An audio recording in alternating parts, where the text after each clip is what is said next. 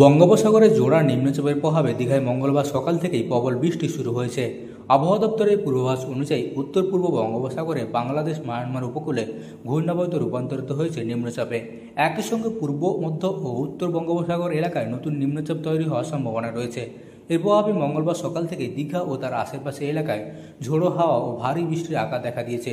দীঘার সৈকত কার্যত জনশূন্য, পর্যটকরাও হোটেল বন্দী।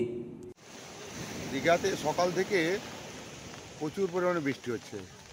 সকাল থেকে পর্যটকরা কেউ সমুদ্রে নামতে পারছেন না, পর্যটকরা একদম নামতে পারছে না, গৃহবন্দী হয়ে গেছে।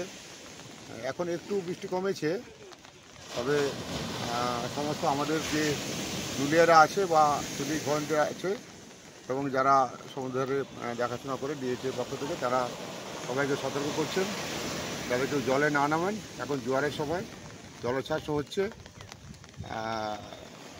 বৃষ্টি আরও হতে পারে বলে বোঝা সম্ভাবনা আছে। আমরা দেখতে পাচ্ছি যে মেঘলা হয়ে আছে। মঙ্গলবার সকাল থেকেই দীঘার সৈকত কার্যত ফাঁকা। সাধারণত এই সময় পর্যটক এবং স্থানীয়রা সৈকতে ভিড় জমায়। সমুদ্র স্নান এবং বিভিন্ন ধরনের জল ক্রীড়ার মাধ্যমে মেতে ওঠে তারা। কিন্তু মঙ্গলবার সমুদ্র উত্তাল এবং ঝোড়ো হওয়ার কারণে সৈকত জনমানব শূন্য। মাঝে মধ্যে সমুদ্রের ঢেউ জলোচ্ছ্বাসের আকার নিচ্ছে। প্রশাসনও যথেষ্ট সতর্ক। সৈকতে বারবার মাইকিং করা হচ্ছে যাতে পর্যটকরা উত্তাল সমুদ্রে পা ভেজাতে না নেমে পড়েন। ঝোড়ো হাওয়া এবং প্রবল বৃষ্টিতে কোনো ধরনের দুর্ঘটনা এড়াতে প্রশাসনের পক্ষ থেকে পর্যটকদের হুঁশিয়ারি জারি করা হয়েছে।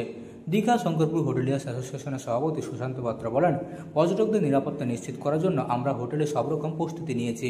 সমুদ্রের পরিস্থিতি অনিয়মিত, তাই পর্যটকরা হোটেল থেকে বের হতে পারছেন না। তবে বৃষ্টির দৃশ্য অনেক পর্যটকের জন্য ভিন্ন অভিজ্ঞতা তৈরি করছে। উত্তাল সমুদ্রে ঝুঁকি এড়াতে আমরা পর্যটকদের হোটেলে থাকার পরামর্শ দিচ্ছি। আবহাওয়া দপ্তরের পূর্বাভাস অনুযায়ী আগামী কয়েকদিন জোড়া নিম্নচাপের প্রভাবে দীঘা ও তার আশেপাশে এলাকায় বৃষ্টি এবং ঝোড়ো হাওয়ার অবস্থা জারি থাকবে। এই পরিস্থিতিতে পর্যটক এবং স্থানীয়দের সমুদ্র সংলগ্ন এলাকায় সাবধান থাকার পরামর্শ দেওয়া হয়েছে। পর্যটন ব্যবসায়ীদের কথায় পুজোর আগে সাধারণত দীঘার পর্যটকদের ভিড় বৃদ্ধি পায়। তবে এই মুহূর্তে বৃষ্টির কারণে হোটেলগুলোতে পর্যটকরা বন্দী থাকায় স্বাভাবিকভাবে পর্যটন কার্যক্রমে ধীর গতি দেখা দিয়েছে। হোটেল কর্তৃপক্ষ এবং প্রশাসন যৌথভাবে পর্যটকদের নিরাপত্তা নিশ্চিত করতে সর্বাত্মক চেষ্টা চালাচ্ছেন। বৃষ্টিপাত ও ঝোড়ো হাওয়ার মধ্যে কিছু পর্যটক সৈকতের পাশ দিয়ে বৃষ্টির দৃশ্য উপভোগ করলেও প্রশাসন তাদের সতর্ক করছেন যাতে কেউ সমুদ্রের বিপজ্জনক ঢেউয়ের কাছে না যায়। সব মিলিয়ে মঙ্গলবার দীঘার সৈকতে এক অন্যরকম চেহারায় দেখা দিয়েছে। উত্তাল হয়ে এসেছে দীঘার সমুদ্র সৈকত। পূর্ব মেদিনীপুরের দীঘা থেকে মদন মাইতির রিপোর্ট, লোকাল 18 বাংলা।